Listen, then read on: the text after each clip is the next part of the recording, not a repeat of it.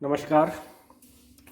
आज की इस अरे के दूसरे लेक्चर के अंदर हम टू डायमेंशनल अरे को समझेंगे। अरे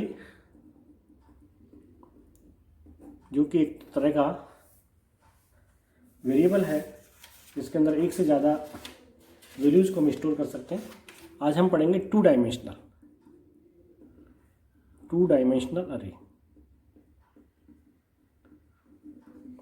अभी तक जो हमने पढ़ा था वन डायमेंशनल अरे पिछले लेक्चर में, उसके अंदर हम किसी लिस्ट को उसमें स्टोर कर सकते थे। कई सारी जो सूचनाएं हैं उसको एक में, जिस पर हमारे पास कई बार टेबुलर फॉर्म में इंफॉर्मेशन होती है, जैसे टेबल में इंफॉर्मेशन होती है रो और कॉलम के अंदर।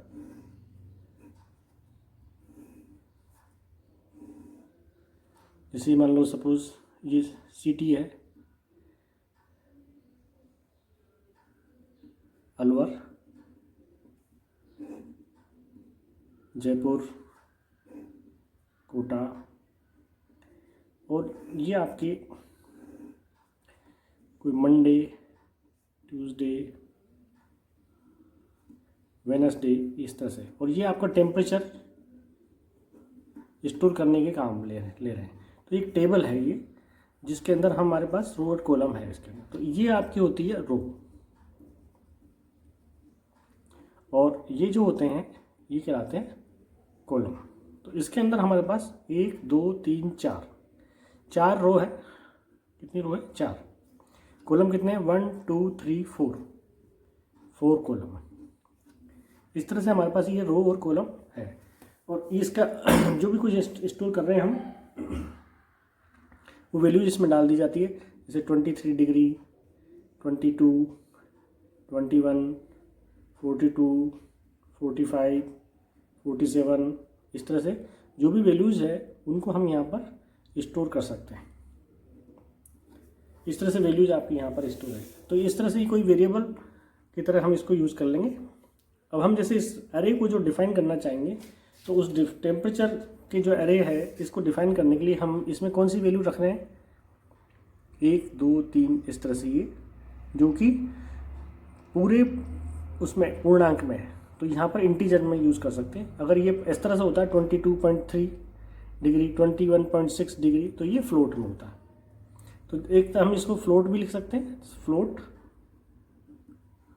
टेम्परेचर। रो कितनी है? रो पहले लिखते हैं, कॉलम बाद में लिखते हैं, इस तरह से। तो हम यहाँ पर इसका इस तरह से वैल्यूज़ डाल सकते हैं। अगर हम यहाँ रो इसको इस तरह से जान रहे हैं, लेकिन इसके अंदर अगर आप थोड़ा देखेंगे ध्यान से, तो हमको इसमें क्या है कि 1 2 3 लिखना चाहिए। क्यों? क्योंकि ये अलवर, जयपुर, कोटा, ये जो है ये टेक्स्ट है। तो हमारा एक्चुअल जो अरे है वो ये है, दिस वन। इसके अंदर 3 बाई 3 का डेटा है। इसलिए हमको यहाँ पर सही तरीके से हमको जो सही लिखना है वो ऐसा लिखना चाहिए, फ्लोट टेम्परेचर 3,3। इससे क्या हुआ कि आपके पास टोटल 9 वैल्यूज है, 1 2 3 4 5 6 7 8 9। तो 3 बाई 3 टोटल एलिमेंट्स निकालने के लिए इन दोनों का मल्टीप्लिकेशन कर देते हैं, तो हमारे पास ये अरे आ जाता है इसके अंदर। इसमें आपका जो जनरल सिंटेक्स होता है टू डायमेंशनल अरे को डिक्लेयर करने का, अरे डिक्लेरेशन,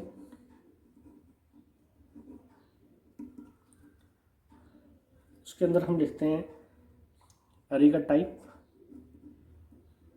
क्या है, फिर अरे नेम, अरे का नाम क्या है, फिर रो, कितनी रो है और कितनी कॉलम है, और सेमीकोलन, इस तरह से। तो अभी हमने इसमें दिखा, जैसे यहाँ पर यूज़ किया हमने फ्लोट टेम्प 3 3, इस तरह से। इसके अंदर दूसरे मेथड यूज़ नहीं करने। जैसे अगर आपने लिख दिया इस तरह से फ्लोट टेम्प 3 3 सेमीकोलन, ये गलत है। इसमें वही ब्रैकेट यूज़ करना है जिस तरह से। तो हम कोई भी वैल्यू, अब इसके अंदर हम हमारे सामने पहले हमने यूज़ किया था, तो उसके अंदर हमने फॉर लूप यूज़ किए थे। तो उसके अंदर एक ही वैल्यू थी, या तो रो थी या कॉलम था, लेकिन यहाँ पर 2 है। तो इसलिए हमको 2 फॉर लूप का यूज़ करना पड़ता है, और 2 फॉर लूप का यूज़ करके हम इसके अंदर कोई भी प्रोग्राम बना सकते हैं।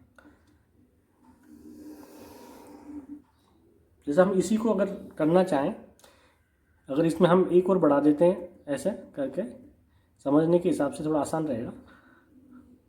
यहाँ पे हमने टेम्परेचर इधर लिख लें, ये हो गया आपका। एक सिटी और मान लेते हैं हम कोई सी भी, जो आपका ये भरतपुर है।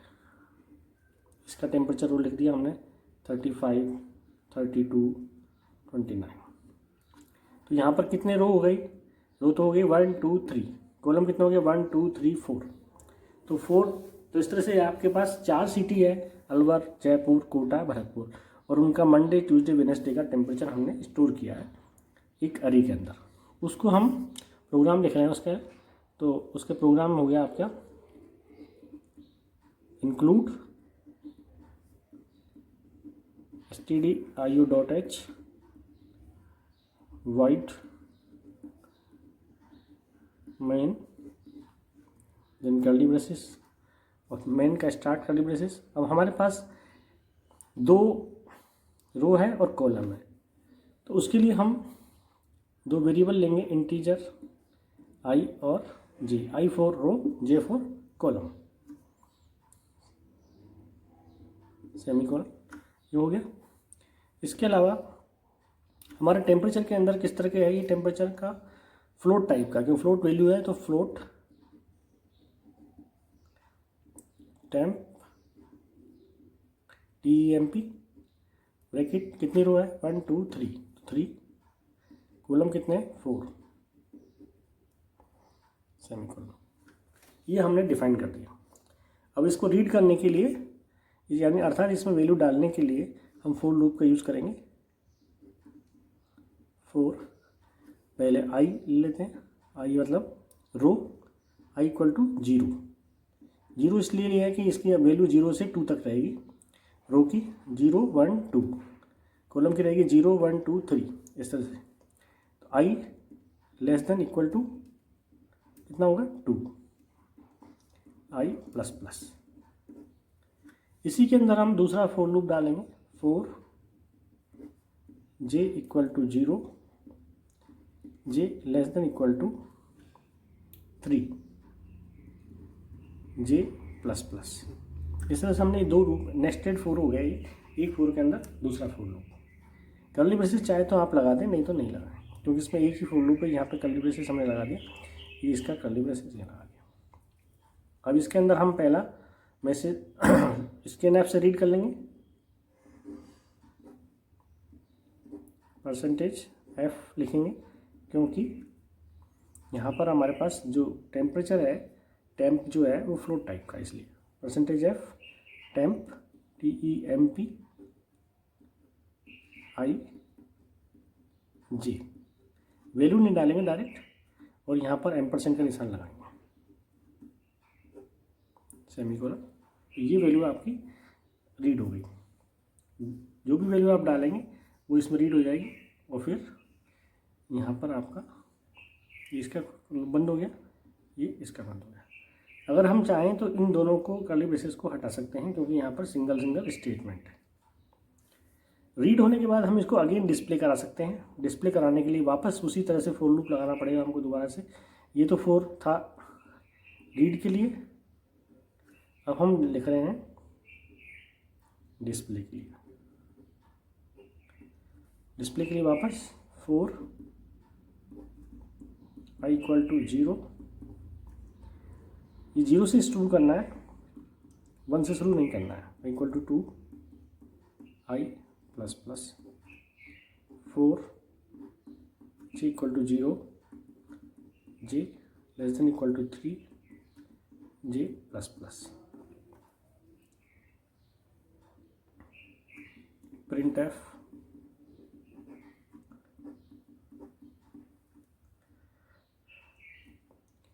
मैसेज को डालना चाहें हम तो अरेज एलिमेंट, कौन सा अरे एलिमेंट है 0 0, तो ith परसेंटेज डी, ऐसे भी हम कर सकते हैं। यहाँ पर आई जे आ जाएगा कोमा लगा के इस तरह से, कोमा आई कोमा जी, ताकि हमको पता चल जाए कौन सा वैल्यू है। फिर डिस्प्ले करने के लिए वापस प्रिंटफ,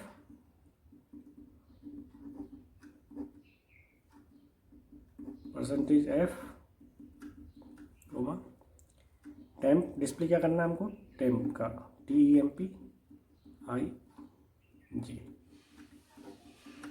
और कर्ली ब्रेसेस क्लोज। ये इसका क्लोज हो गया।